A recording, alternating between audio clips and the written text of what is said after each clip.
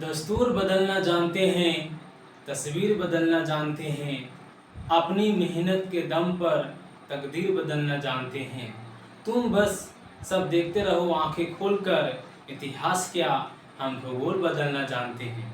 Hello बच्चों, this is Santosh sir और आप लोगों को एचडी क्लासेस में स्वागत है। तो बच्चों, आज हम लोग समझेंगे भूगोल का, भारत का भूगोल, और भारत के भूगोल में समझेंगे भारत की अवस्थिति के बारे में आज हम लोग चर्चा करेंगे। तो बच्चों, समय को न गवाते हुए आज हम लोग इस विषय पर चर्चा करेंगे, भारत की अवस्थिति। बच्चों, भारत उत्तरी और पूर्वी गोलार्ध में अवस्थित है। भारत कहाँ है? उत्तरी और पूर्वी गोलार्ध में अवस्थित है। यह एशिया में, कहाँ? एशिया में भारत दक्षिण मध्य एशिया में अवस्थित है। ठीक है बच्चों, तो कुछ यहाँ पर चित्र हैं, चित्र के माध्यम से हम लोग समझने की कोशिश करेंगे। बच्चों, ये हमारा क्या है? ये हमारा पृथ्वी है। क्या है? ये हमारा पृथ्वी है। और जो ऊपर से जो नीचे की जो लाइन नजर आ रही है, ऊपर से जो नीचे की जो लाइन है, उस लाइन को, रेखा को क्या कहते हैं? उस रेखा को देशांतर रेखा कहते हैं। क्या कहते हैं? जो रेखा उत्तर दिशा से दक्षिण दिशा की ओर आती है उसे कौन सी रेखा कहते हैं? देशांतर रेखा कहते हैं। और वह रेखा जो पश्चिम से लेकर के पूरब की ओर, कहां से किधर? पश्चिम से लेकर के पूरब की ओर जाती है, उसे क्या कहते हैं? विषुवत रेखा कहते हैं। क्या कहते हैं उसे? विषुवत रेखा कहते हैं। और बच्चों, विषुवत रेखा को भूमध्य रेखा के नाम से भी जाना जाता है। अगर देखा जाए जो ग्लोब है, पृथ्वी है, तो भारत की स्थिति कहाँ है? उत्तर पूर्व, यानी कि ये हमारा उत्तर में हो गया, ये हमारा पूर्व में हो गया। ये भाग क्या है ऊपर में? उत्तर, और ये भाग क्या है? पूरब। और भारत की स्थिति कहाँ है? यहाँ पर है। कहाँ पर है? चित्र में देखिएगा, कहाँ पर है? यहाँ पर, यानी कि उत्तर और पूरब। कहाँ? उत्तर और पूरब के मध्य में भारत की अवस्थिति है। और यहाँ पर हमारा क्या है? एशिया है। अगर इसके हिसाब से और आगे बढ़ा जाए तो ये हमारा एशिया है। कहाँ पर है? या उत्तर पूर्व में क्या है हमारा? एशिया है। तो एशिया को देखा जाए तो नीचे में क्या हो जाएगा? दक्षिण एशिया हो जाएगा। ऊपर में क्या हो जाएगा? उत्तर एशिया हो जाएगा। इधर हमारा क्या हो जाएगा? पूर्व एशिया हो जाएगा। और इधर हमारा क्या हो जाएगा? पश्चिम एशिया हो जाएगा। इसीलिए क्या कहा गया? जो भारत है, भारत कहाँ पर अवस्थित है? एशिया का उत्तर पूर्व में अवस्थित है। कहाँ? उत्तर पूर्व में यहाँ अवस्थित है। और एशिया में क्या है? भारत का दक्षिण मध्य में। कहाँ? दक्षिण और मध्य में, यानी एशिया में देखा जाए तब हमारा दक्षिण और मध्य में अवस्थित है। बच्चों, अब दूसरा चित्र देखिएगा। ये कौन सा चित्र है? दूसरा चित्र है। यह पृथ्वी का जो ग्लोब है, क्या है? ग्लोब है। इसमें देखिएगा एक लाइन बीच में मध्य से गुजरा हुआ है। इसे क्या कहते हैं? विषुवत रेखा कहते हैं। क्या कहेंगे इसको? विषुवत रेखा कहते हैं। और विषुवत रेखा को समांतर रेखा भी कहा जाता है। बच्चों, ध्यान दीजिएगा, ये जो रेखाएं ऐसे आप लोगों को नजर आ रही है, ये जो रेखा जो हमारे पश्चिम से पूर्व की ओर जा रही है, ये एक रेखा से दूसरी रेखा के बीच में, एक रेखा से दूसरी रेखा के बीच में कितनी दूरी होती है? तो 111 किलोमीटर की दूरी होता है। कितना किलोमीटर की दूरी होता है? 111 किलोमीटर की दूरी होता है। ठीक है बच्चों, और ये क्या हमारा अक्षांश रेखा है। क्या है? इसको क्या कहते हैं? अक्षांश रेखा कहते हैं। क्या कहेंगे?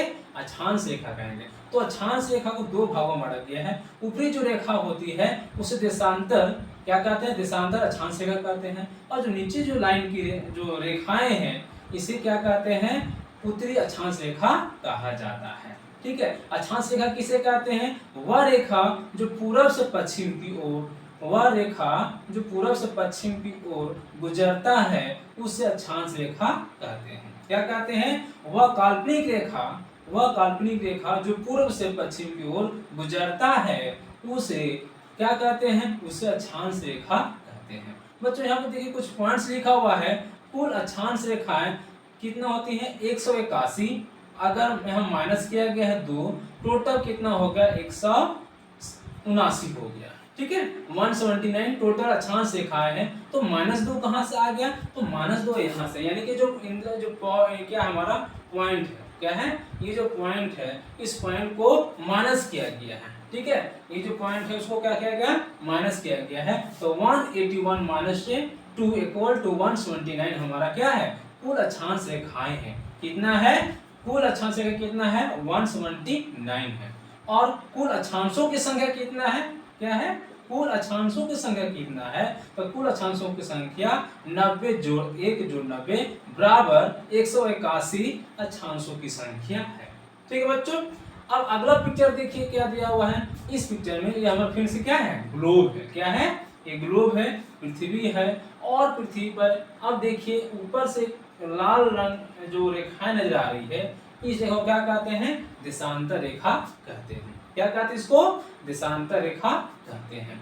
और देशांतर रेखा भी देख दो भागों में बांटा गया है, एक पश्चिमी देशांतर रेखा, दूसरा क्या है, पूर्वी देशांतर रेखा। यानी कि जो मध्य जो रेखाएं हैं अगर इस साइड आती हैं, पश्चिम को आती है, इसको पश्चिम देशांतर रेखा कहते हैं। और अगर वह दाहिने तरफ रहते हैं, यानी कि पुल जो हमारा रेखा है मध्य रेखा के बीच में बाद में राइट साइड में, उसे पूर्व रेखा कहते हैं।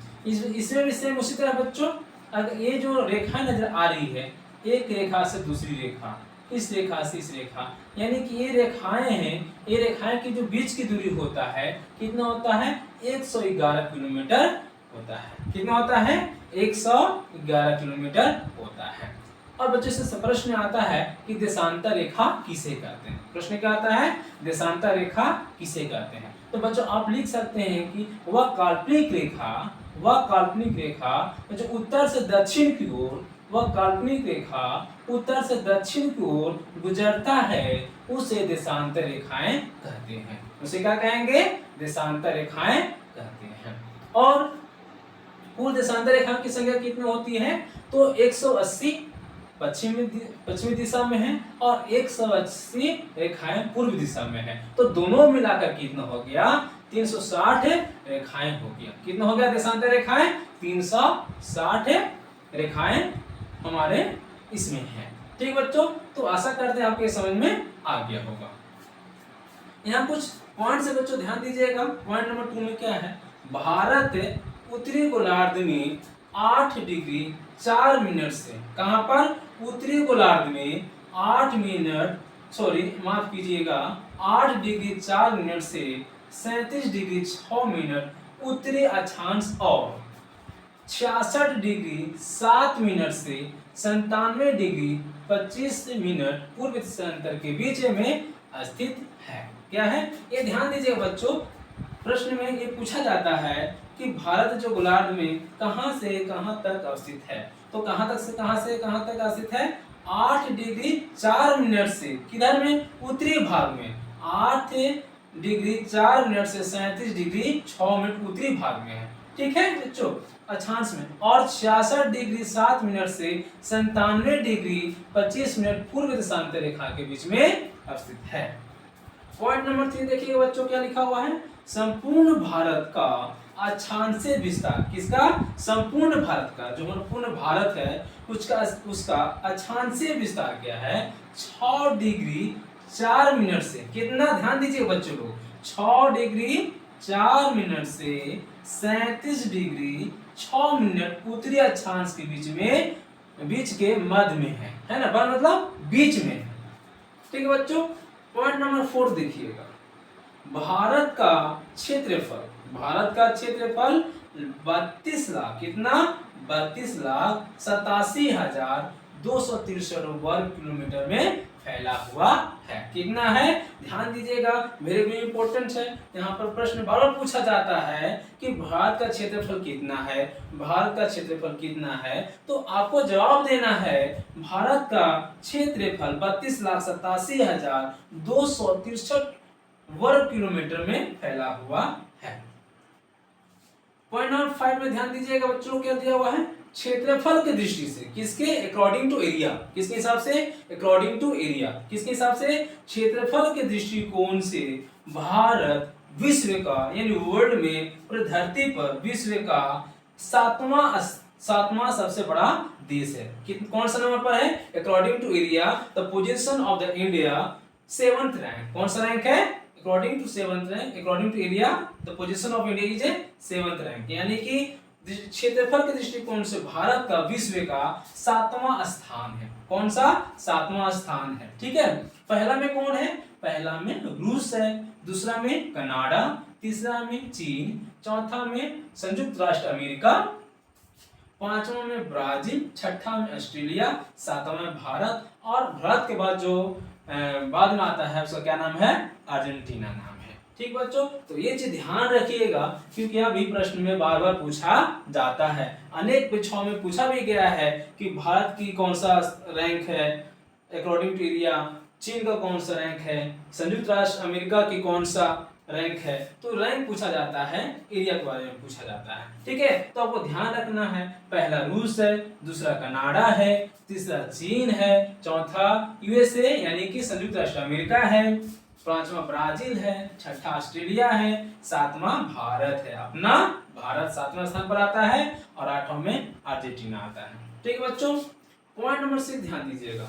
भारत का सबसे उत्तरी बिंदु, भारत का सबसे उत्तरी बिंदु इंदिरा कॉल है। क्या है, इंदिरा कॉल है। ये भी वेरी इंपॉर्टेंट है बच्चों। इस जितना भी लिखाया गया है वह हमारे एनसीईआरटी से लिया गया है। कहां से लिया गया है, एनसीईआरटी से लिया गया है। तो बच्चों इसको जितना भी है आप उसे अच्छा से गहन से अध्ययन कर लीजिएगा क्योंकि भिन्न एग्जामों में पूछा ही जाता है ना बच्चों। तो इसको तुम अच्छा से याद कर लीजिएगा। क्या प्रश्न क्या है, पॉइंट नंबर क्या है 6 में, भारत का सबसे उत्तरी बिंदु इंदिरा पॉइंट कॉल है जो कहाँ है, जम्मू कश्मीर राज्य में है। कहाँ है, जम्मू कश्मीर राज्य में है, जिसको लद्दाख भी कहते हैं।